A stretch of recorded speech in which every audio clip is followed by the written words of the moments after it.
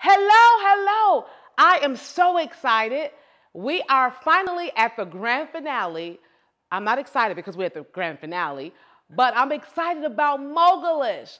And so today we're going to be highlighting some gems, some journeys, and some amazing advice that was given from a lot of our serial entrepreneurs. Follow me, it's going to be great. It's going to be life altering. I need you to do something. I need you to share this video. I need you to call your girlfriends on the phone and tell them, hurry up, sit in front of a television as soon as they can because your life is about to shift.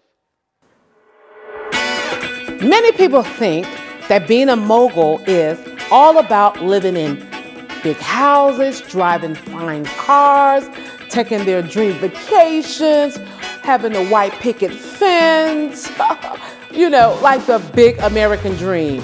But people really don't see what really goes on behind the scenes in the lives of moguls. So this spring, I'm launching this show called Mogulish, More Than Meet the Eye. Follow me so that you can get the inside scoop of what really goes on in the daily lives of moguls. So many of you all see the glory, but you don't know the story. So what I'm going to do, I'm going to give you a peep into some highlights of the origin stories of many of these serial entrepreneurs, many of these moguls that are doing some amazing things now in their life. Based on what I've experienced in this season, all of these amazing women of color that are serial entrepreneurs, that are moguls, that are doing amazing things, one thing they have in common is the power of execution. It's one thing to dream, but it's another thing to execute in the very thing that you dream. Any advice that I would give any aspiring entrepreneur or anyone who ever had an inkling of becoming a business owner or becoming successful in your current business, I will give you two words: keep going. Listen, it's not going to be easy. It's very challenging, but it's worth it if you go after it. And I like to call this the power of execution.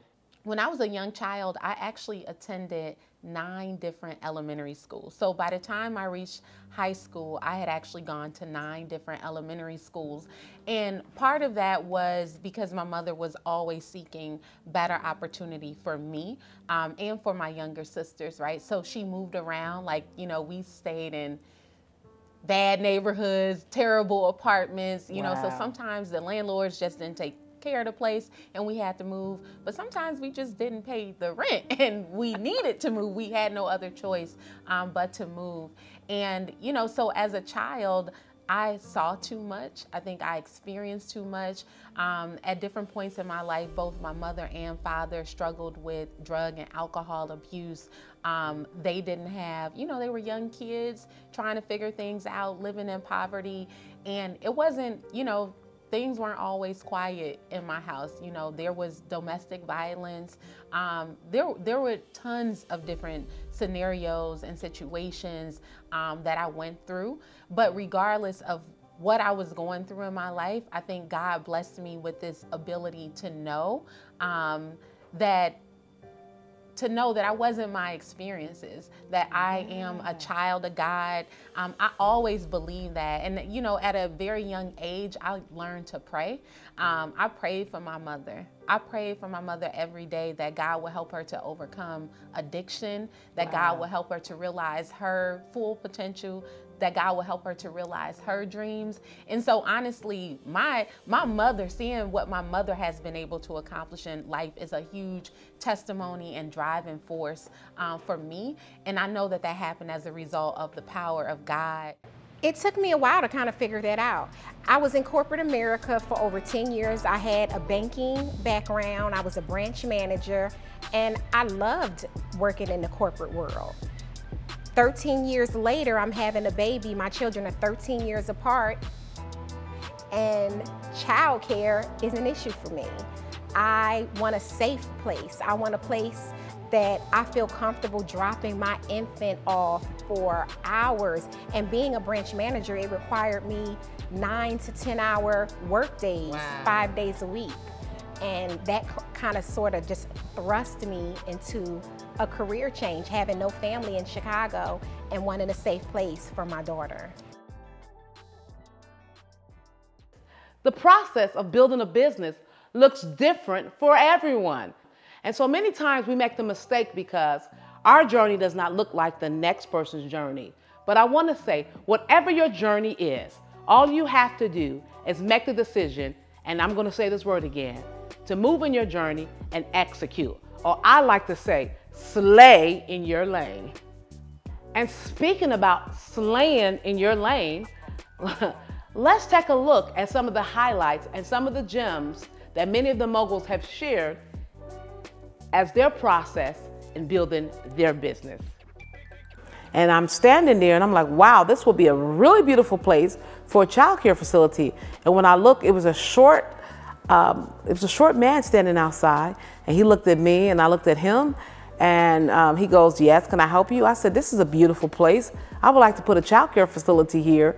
And he goes, yeah, the rent here is like, you know, I thought some weird amount, like $3,000 a month. I'll let the owner know. I said, wow, I think I can try to find that money. And I would like to put a childcare facility right in this location, because this is a community that needs help, and I feel like I would be a great asset. So I'm talking to this man, and I'm talking to him with passion and conviction, and he smiled and winked at me, and I'm like, are you okay? He's like, I like you. And by the way, I'm the owner. You come up with the first month rent, the first month security, and guess what? I'm gonna let you stay here in this building months without rent. And so, as I said before, if you make one step, God will make two. And so I didn't have any money at the time. I went to my father's boss at the car wash, and I asked him, I said, Mr., I won't call his name. I said, Mr. So-and-so, I need a loan for $10,000 because I'm getting ready to start a childcare facility to help my family. He looked at me, he said, young lady, there's something about your passion that I really like. He said, here's a loan. I want you to pay me back in 6 months. Gave me a loan for $10,000, and I never looked back. And that's how I started Shining Star.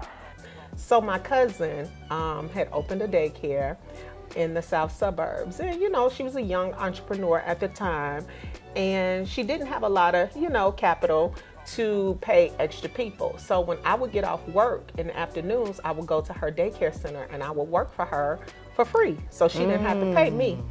So one day I was on the floor with the kids, and we were just doing maybe like an obstacle course or something like that. And she walked up to me and she said, you are so good with the children. What? You should open a daycare center. And I was like, really? She was like, yes. And it's so funny because my mom had told me to be a teacher. When I was a little girl, my mother told me I should be a teacher because I was very good with children. So that's how I kind of just got into the daycare business. The next week I went and found a location, and I'm gonna tell you how God is always in the mix. I found this location in Inglewood. The man gave me the building for $250 a month. All of the moguls shared some amazing gems. One significant story that stuck out to me was Nikisha, when she talked about her upbringing and how her upbringing did not define where God was placing her at. But also, Miss Tammy Oliver said something so key. She talked about the power of giving. She also talked about the power of not feeling guilty when you're successful, not feeling like you have to take everyone with you. Wow, was that my favorite? But also, this is a hard one because Miss Allison also talked about growing up with rich roots, even though she grew up in Inglewood.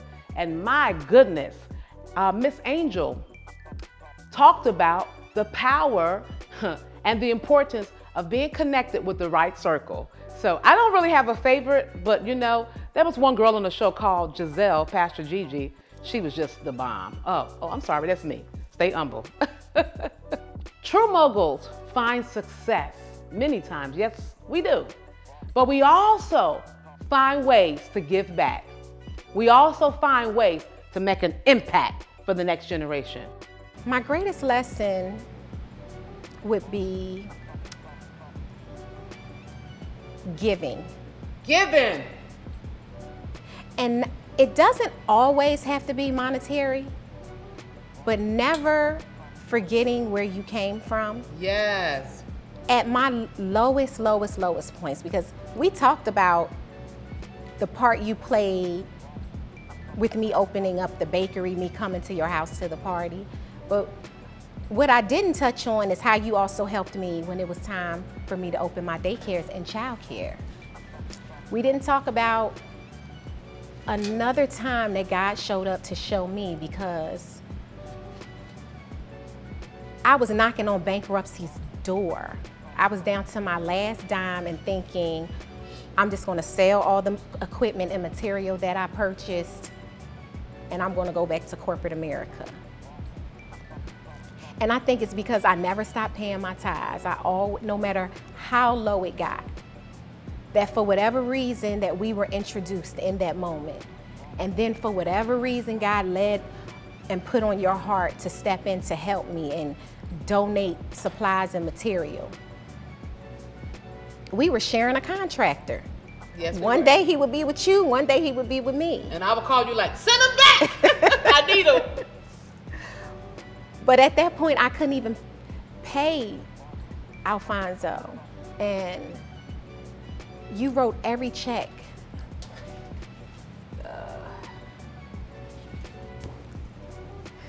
To make sure that I could open my doors. And it's nothing in this world that I could see that would ever make me forget that. Like, I could never forget what you did for me.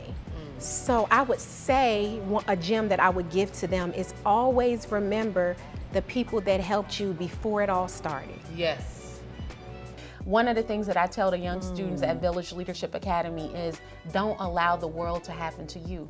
Happen to the world. That's really a motto that I want every student that comes in and interact with me, every person that interacts with me, to know that you don't have to be a victim. This is not a passive experience. You have power in this experience called life. I have no other explanation to explain how a poor little girl from the west side of Chicago who lived without lights, without gas, who watched her parents struggle to pay the bills, can actually sit in this seat with you today and truly proclaim, yes, I am a mogul, but I'm a mogul because I believe in God. I believe in our innate ability to create and manifest the things in our life that we really want. And I think this is a message that has to get out to our community. Woo! It's something that our community must know. Every person in our community must know that we have power. There are many gems that were shared on this first season of Mogulish. But one thing that stood out the most was when many of our moguls talk about the importance of overcoming hardships. And one thing we can all agree, that the first step to becoming successful is having the ability to bounce back from anything that life may throw at your way. I want you to pay attention to these following clips and extract these gems to alter your life. I took on a lot of stress, a lot of stress. I was 3 months pregnant at the time with our third child. And unfortunately, I did suffer a miscarriage. And that was a really dark moment in my life, to the point that I did not think that I was going to make it out of it. Wow. I think I spoke with you, Giselle, yes, my mom and my husband, one other girlfriend. But it was times that I just could not get out the bed. I just didn't think that I was going to really make it. Like, why did this happen to me? Yes. You know? Thank you, God. But it was days that I literally just, I cried myself to sleep a lot of days. Yes. I mean, just waking up because I'm sorry. That's all right. I just want women to know that, you know, when you're experiencing dark moments like that, you have to have people who you can talk to. Yes. You have to have a circle that you can talk to. I was very suicidal, very depressed, to the point that it was shaking my marriage too. Because my husband, he's the type that he's always there for everyone. Yes. And I know he was there, but I just felt so alone. I was literally like in this dark cave. I did not think that I was going to come out of it. But my daughter and my son, they pushed me through it. Wow. One of the things that happened during that time was that my parents were forced to leave me with babysitters. And there was one specific babysitter whose son molested me. And so this place that's supposed to be a safe place became a place of trauma and fear for me. And so I lived many years with that dark secret of being molested, of being violated as a little girl, while my parents were trying to make an innocent living just for me. And so I had a decision around 25. Are you going to allow that to enable you? Are you going to allow that to stop you for the rest of your life? And I learned one thing, that sometimes people like to stay in broken situations because if they give them an excuse not to walk in healing. I just think that sometimes people don't give us the respect that they do other CEOs. Yes. You know, sometimes people won't even treat you as if you're a CEO. You know, they'll treat you as if you are their peer, their coworker, and not essentially their boss. And sometimes I ask rhetorical questions, but sometimes I'll ask, would you behave this way if we were downtown? Would you behave this way if I were white? Yes. Would you do that? So, you know, I have to tell my people to be reflective on your own behavior before you just walk into my office without knocking on the door. Wow. Just because I'm here. Would you do that if we were downtown? No, you wouldn't. Yes. Right? So why do you feel the need to disrespect me? Wow. Yeah. That is so powerful that you said that. Mogulish means not only being multifaceted, not only being a person who have made a decision to leave an impact, not only being a person that have made a covenant with God to change their community, but also making a covenant with yourself and the next generation that you will be different, that you will execute, and that you will go after everything God put inside of you wholeheartedly. What Mogulish means to me is that, you know, I am a person, you are a person, we are people who have power. Power to make a difference, power to create opportunity, and power to manifest the things into our world and our lives that we want to see. And so I definitely feel Mogulish. And Yes. I feel like this is still just the beginning for all of us. I think that there is so much opportunity, there's so much creativity, and the thing about being Mogulish is that you have to move on. You have to move on that creativity. You have to move on that thing, and you have to be making a difference in your life and in the lives of others. Being a mogul is multidimensional. Yes. I'll say, you know, it's not really about what you have, but about what you give back. Yes. You know, and the legacy that you leave. Yes. And how you prepare the next generation. So it's great that I've acquired this information, but what's even greater is if I'm able to teach it and I'm able to give it to someone else. To me, Mogulish means a person that is a game changer in their community. Yes. Going back to sometimes if you are the first person to do it, letting your community and people behind you see that you were able to get this job done.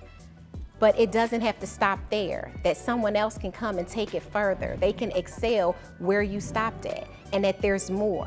And that we can do it in these inner city communities. We can open up businesses and be successful. We can pass down legacies to our children. We can set up a retirement in a way that we can retire comfortably. Yes. And that it is okay for generations after that to follow that plan and then enhance it and grow from that. I'm going to show you a little secret, and you're going to get an opportunity right now to see some never seen segments of Mogulish. Watch this, because it's going to be amazing. So we started a snow shoveling business. 3 little girls, 3 little black girls in Omaha, Nebraska. Yes, we did. We had 3 shovels, and we went and we knocked on doors. And I don't know if we did a good job shoveling or if people even needed their snow shoveled, but they were so moved by the fact that we were showing up there at their door to offer a service and to do some work that people paid us. And we ran that business for an entire winter, And that was a business. And I learned so much in that little bit of time. I learned, number one, that I had the power to make money, that I could start a business. I learned that I had the power to organize. So imagine a 10-year-old girl organizing an 8-year-old girl and a 7-year-old girl to actually shovel snow. Was that an easy business?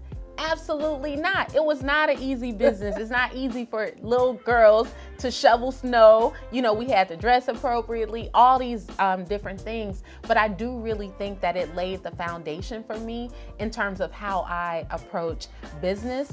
From the daycare, I would just say the children. The kids. Every day, they are hilarious. The children. It's a comedy show. Every day they have something new when they learn a new skill. Sometimes even their philosophy, their thought processes, it amazes me sometimes, you know, how just like one little boy, he just from last school year to now, how articulate and how clear he is. And I'm like, when he started last year, I could barely understand what he was saying, and now he is so articulate and so clear. And I'm like, look at all this growth. Wow. What I love what you said, because both you and I, we serve children and families in some very challenging neighborhoods on the south side of Chicago, in case you all didn't know that. But it's so funny how they grow with us, and we have an opportunity to expose them to another part of life. And I just think what we do is so amazing. Yes, and I'm so grateful to my families that they, you know, entrust me with their children, with their most valuable possession. You have to believe in yourself that you can do it. You can work hard, but it starts with you being able to see it for yourself. You have to be able to envision in your mind that I can have a better life. I can achieve that goal. It's doable. Oh, that is so powerful. So the question I want to ask you, what do you enjoy the most about what you do? The business I'm in now is primarily about celebrations and making people happy. And I don't think it gets any better than that. 90% of my business, that's what I do. I am really bringing joy. I am making someone happy. They're excited. They're celebrating something. They're delivering something. There may be days where there's some hiccups, but the good parts of what we do far outweigh those, because people are excited when you're walking to a business because the boss has decided to deliver our buntlets to every employee, or when you're ringing someone's doorbell and it's just a birthday cake just to say, you know, your aunt says happy birthday. Yes. They are so excited to see the van pull up and us walk out with that decorated cake. My mission for the students that we teach within our program, and even the girls that we pamper services to, is just for them to be future leaders, knowing that we teach our students all the time that kids can't be what they can't see. And my husband and I, as well as my team, we try to make sure that we're emulating these local heroes to these students, to these girls, so that they know that I'm an ordinary person just like you. Yes. And if I made it, definitely you can make it. Wow. This episode of Mogulish was not only an amazing experience for many of you who have tuned into our show and have sent us messages, but it was also an amazing journey for me. One thing that I learned the most is that the path of success and the journey of success looks different from everyone. But there's one thing that all of these ladies had. No matter what hardship they went through, no matter what childhood trauma they went through, no matter what they experienced, they all had the power of determination and the power of execution. And that's what it means to be a mogul. I don't even know where to start. When this idea originally came to my mind several months ago, I didn't know what to expect. I know that this idea was birthed in my heart from God, to leave a legacy for the next generation, to rewrite the narrative of women of color, and to rewrite what people believe that being a mogul is all about. I had no idea that it would impact all of the lives that it did. So I want to take an opportunity to tell all of our viewers, thank you so much for believing in me. Thank you so much for tuning in. Thank you for all of your likes, for all of your subscriptions on our YouTube challenge, for all the times you shared, for all the time you told people about us, For all of the times you gathered your girlfriends and you hosted a Mogulish sleepover party, thank you, thank you, thank you. Listen, 2022 is going to be another year where we're going to be doing some amazing Mogulish things. So I want you to do me a favor. Tell all of your friends to follow us on all of our social media platforms. Listen, subscribe to our YouTube channel because 2020 is going to be Mogulish lit.